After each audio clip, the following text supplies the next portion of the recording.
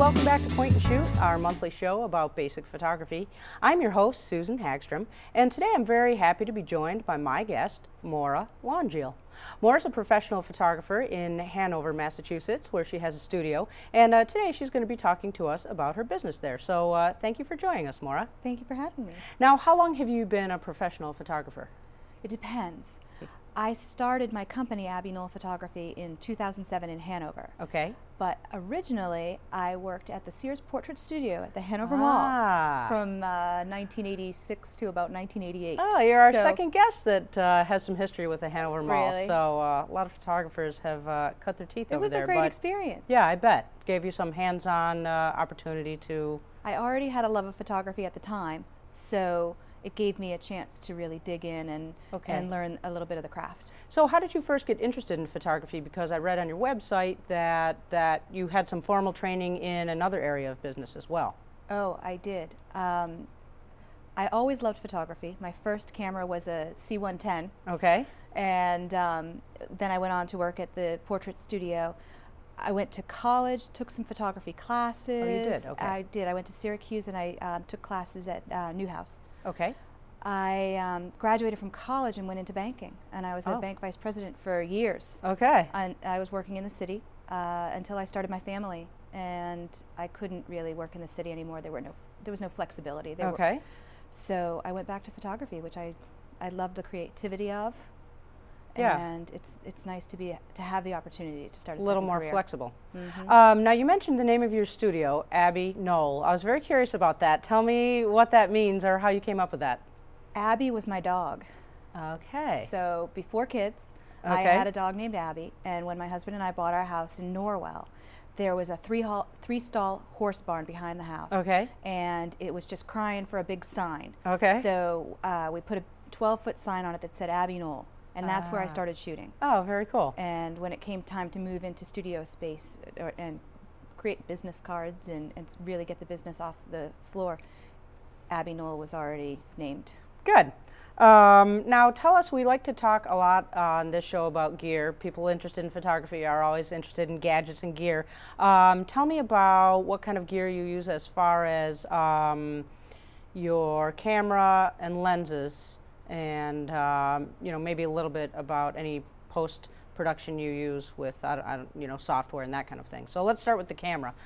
Well, you showed me, I have a little insight already into this, so you are branching off from the more traditional, although I know it's a trend. So just tell me about the camera that you use. I'm unique in this area in that I use Olympus products. Okay. And I have been for years and years. Okay. The first Olympus cameras that came out for pros had such great seals on them. They had such beautiful glass. It was really a no-brainer at the time. And Olympus seemed to be at that point competing more with Nikon and Canon in the marketplace. They have pulled back, I think, and they have a very limited line of cameras for pros. And they're focusing a lot on the European market, I've found. Okay. And I spent this past summer in London working with some Olympus pros in London. Wow. And so in order to work with folks that typically use my hardware, I do have to go a little further than folks who use Olympus, use Nikon and Canon. Now, I took a look in your camera bag earlier before we started, and I noticed you had told me that you did have the Olympus DSLR, but you're also using a new mirrorless camera. This is a trend in photography. We'll probably talk more about it on some later episodes, but tell me a little bit about that mirrorless camera that you're using. You said you really like it. I love it. I love it. The most recent DSLR body that Olympus put out, the E5, is a very big body, and after shooting a whole day, it's a lot to carry around. It's a lot of weight, and these new mirrorless cameras are really lightweight. They're fast. The product they produce is excellent. Okay, we're going to see some examples in a bit, but that's just a little interesting tidbit for people thinking about mirrorless cameras. It's the new way to go. The weight is a big part of it, and you know, they claim to be as high quality as the other things. So we'll get a little closer look at that in a bit. Now, I know if people go to your website, they can see a lot of information, some samples, but it lists quite a wide variety of jobs that you take on. I don't want to leave anything out, but I know it said sports photography, newborns. We're going to see some examples of maternity, senior portraits, family portraits, weddings, right? So other events. So did I leave anything out? I have some commercial clients. Okay, so pretty big, corporate headshots. So a wide variety of things. Tell me, I don't want to, put words in your mouth, but tell me, as opposed to just being a wedding photographer, why have you chosen to do such a wide variety of take on such a wide variety of jobs? There was a natural progression. I started when I opened the business formally in 2007. My kids were in preschool, and I approached the preschool director and asked if I could do the school photos. And suddenly, I am a school photographer. Okay. And later that season, the town sports group came to me and asked me to shoot the town sports. Okay. And my initial desire had been to do family and newborn. Okay. So that then incorporated in, and it's just, I have clients that carry over across product lines. Okay. I had a commercial client who was a dentist, and I have since shot his wedding. Oh, okay. So yeah, nice. And I'm imagining having that wide variety of things, you never get bored. It's always something new. I appreciate that about it. I appreciate being able to walk into new situations and try out. Now, I know on your website it also says that you teach classes. Just tell me a little bit about what's the audience there? Who are those classes geared towards? I have a small studio in Hanover, and periodically I'll teach small workshop type classes, usually 2 hours a night, 2 nights, and I'll cover the basics of photography. I'll cover the exposure triangle, aperture, ISO, shutter speed. I'll cover white balance. I'll cover just the basics so people can move their cameras off of auto. Okay. And then so those are for adults? Typically for adults, although I do teach some teen classes out of Duxbury Art Association. Okay. So people, this show, is based about, for you beginners. So this might be a good place to go, take an actual class. That's how you, I imagine, I've taken many classes, how you learn, get some practice. It actually forces you to spend some time with your camera and figuring it out. The great thing about digital photography is everyone has a camera now, but as you say, you get it, you spend the money, and then you'd like to be able to use all those functions, take advantage of all that it can do, and a class like that sounds like something that would help someone do that. Right. Okay. And then the other thing I just want to know is, do you have any, outside of, it sounds like you're certainly busy doing enough, you don't need any more, but any other projects or things that you're working on or things that you hope to do, in the coming year? Anything new that you I work with a video production company called Good Natured Dog Productions. Okay. I do a lot of their still work. They are going to provide, I believe, some footage for your program towards the end of the segment. Yep. And we are currently scouting locations and working with an author of a book locally to create a feature film. Oh, wow. The project was originally optioned by Lionsgate, and that expired, and the author came to us and wants to produce the project locally. Okay. So we're fingers crossed we can get that up and running and financed and in the works. So don't forget about me when that comes on. I'm probably something for me to do in that. But that sounds very exciting, in addition to all the other things you have going on. So we'll look forward to seeing that. So we're going to take a quick break, and when we come back, we're going to take a closer look at some of Maura's work. We're going to see some of those areas that we talked about, the maternity, the newborn, and some seniors. So stay tuned. We'll be right back.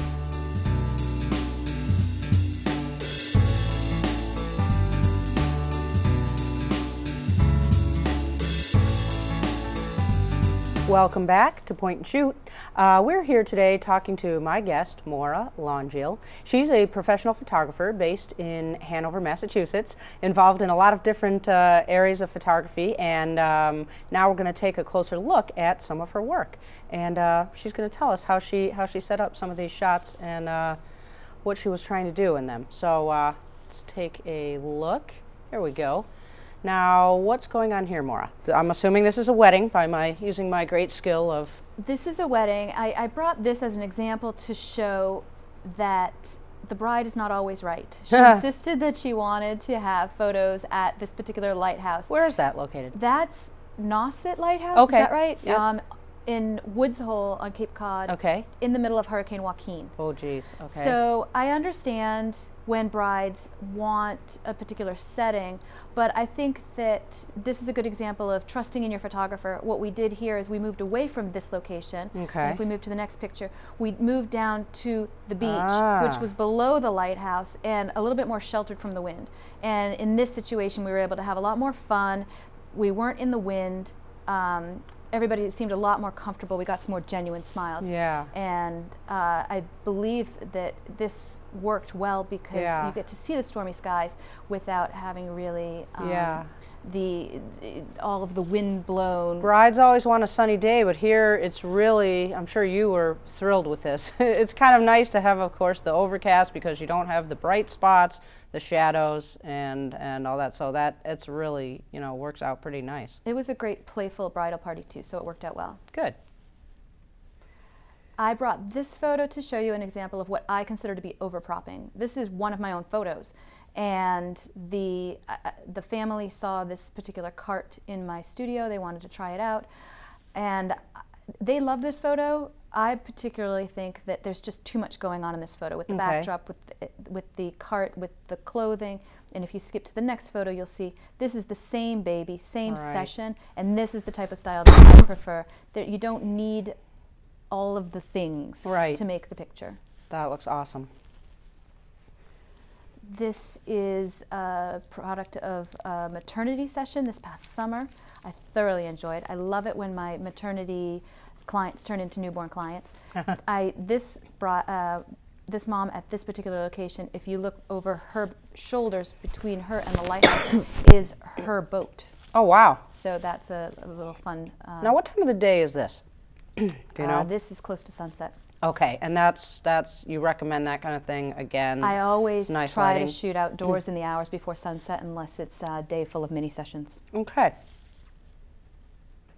This is an example of some of my newborn photography. This is indoors at the studio. Okay. I tend to do most of my newborn photography inside at my studio, although I have recently fallen in love with newborn sunrise photography sessions, because let's face it, the parents are awake anyway. Right. This, I imagine, though, with the newborn, you can make it a little warmer in there. That's nice. You can control the lighting. You can just basically control all of the elements that you have there. I agree. And we all love it when the newborns sleep during the session. In this particular instance, we had a set of twins that was sound asleep for the whole session. They were great to shoot. How did you get that one to smile in his sleep? Well, I don't think he was old enough to even smile yet. That's probably a little bit of gas right there, but they're very sweet. Yeah.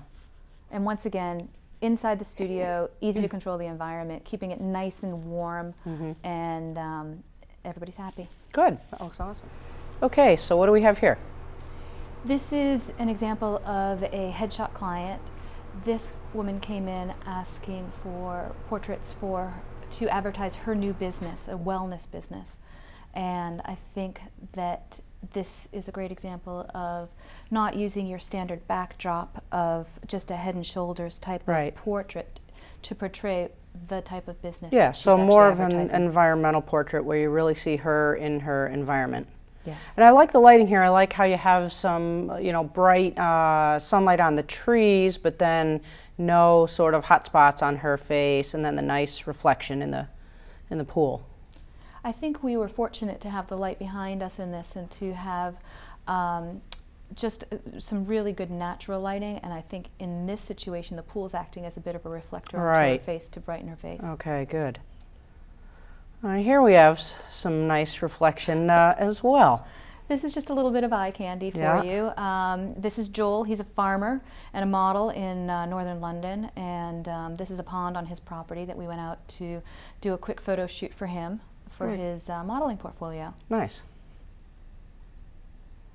So here's an example of your family photography. I imagine you do quite a bit of this as well.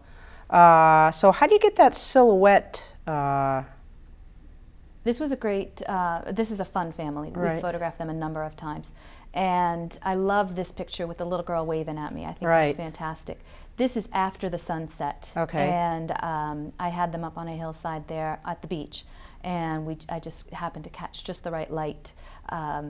If I didn't, I probably could have processed it in Lightroom or Photoshop afterwards to create that silhouette a little bit better. It's kind of a dramatic effect there, even though, is. I mean, it shows you that you don't even have to see their faces to get a feeling for what their family was like at that point in time. I imagine that's what they really like about it. Okay, now we're going to see some examples of your senior portraits. And I imagine, I know that's a big part of what you do now. Seniors these days, most of them want to have their photos taken out on location? They do. I have very few clients who request indoor portrait sessions. Okay. I use a lot of locations around the South Shore and even Boston, Beacon Hill area. Okay. This particular senior requested this open meadow near my photography studio. And she brought her own wardrobing and props, and I think that this really portrays her personality. Yeah, nice. This is a park near my house that has a pond. I went through a phase this summer where I enjoyed putting seniors in the water. So this is really totally different. I love that reflective water portrait, and some kids go for it and some don't, but I really think it gives you a remarkable photo. Yeah, there again, she's not looking directly at the camera, and that's something that people should think about. You know, you just got so used to, you know, telling especially young kids, you know, look at me, but it's kind of dramatic and just gives you a completely different feel having them look away. I agree.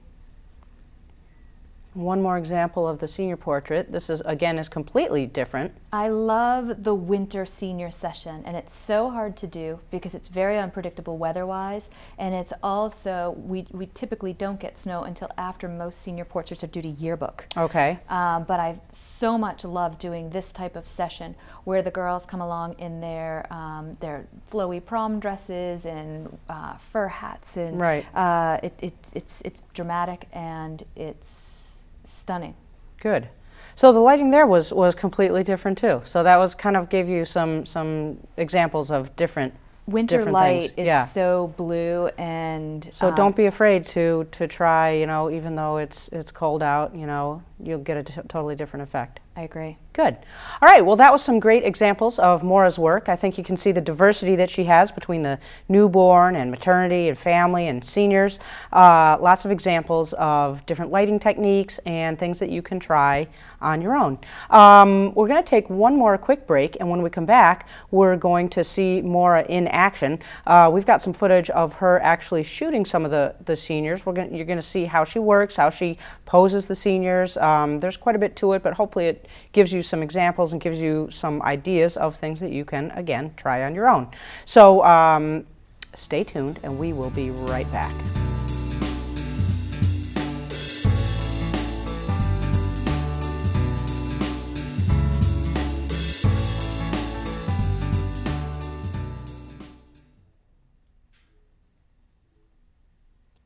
Hey, welcome back to Point and Shoot. We've been talking today to Maura Longueil, professional photographer from Hanover, Mass. And we got to take a little closer look at some still photos. And now we're going to take a look at some video footage. We're going to see Maura in action, working with some seniors. What can you tell us, Maura, about what we're going to see? This is all footage from one particular shoot that I put together in the beginning of this summer to advertise and market my senior product line. Okay. So I had some volunteer seniors, a gang of friends that I'm very grateful to for coming out and helping me with the session. Okay. And they just had a lot of fun with it. It was all shot in one evening during the golden hour on location near my studio. Okay. And all the video was shot by the production company that I work with, Good Nature Dog Production. So I'm very grateful to them for coming out and helping out with it. Good. Let's take a look.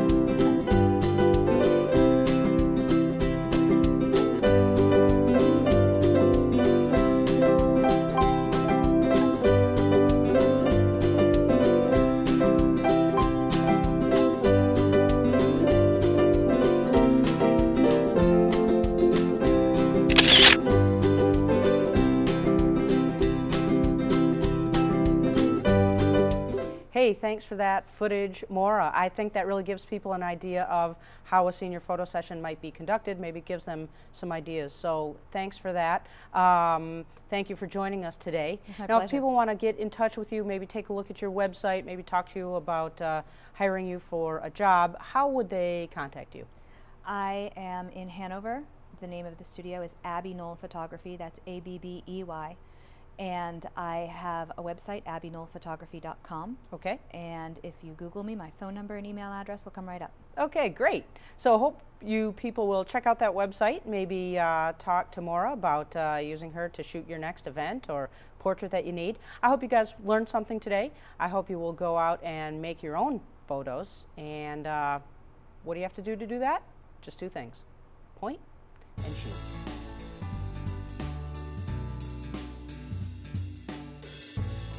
Hi, I'm Maura Longueil. I own Abbey Knoll Photography in Hanover, and this is my bag check. I brought two different bags with me today. This is my primary bag. This is my go bag. This is where I put everything that I'm shooting with during a particular session. The second bag is my backup bag, backup cameras, backup lenses, flashes, everything else. Typically, my primary camera is a micro 4/3 mirrorless Olympus camera. And right now on it I have a 12 to 40 millimeter 2.8 lens. Also in the bag I have a little mini flash that fits right on the top of it. I've got a filter that I took off the front of it when I was shooting during a sunset shoot, and I wanted to have some streaming light across it. A little bit of extra tape, and a pile of batteries and business cards. I have one spare lens in here. I believe it's a prime 50 millimeter 2.0. And lastly, just a quick little white balance card in case I need it. In my secondary bag, the everything else bag, I've got a couple of backup cameras. The first of which is also an Olympus OMD EM1 mirrorless. And I prefer these because they're so small, they're good for my small hands. My other backup camera is an Olympus DSLR, which is much, much larger. I've got a few flashes. Some of them are on-camera flashes, some of them are off-camera slave flashes. My go-to lens for the EM5 is the 14 to 54 2.8.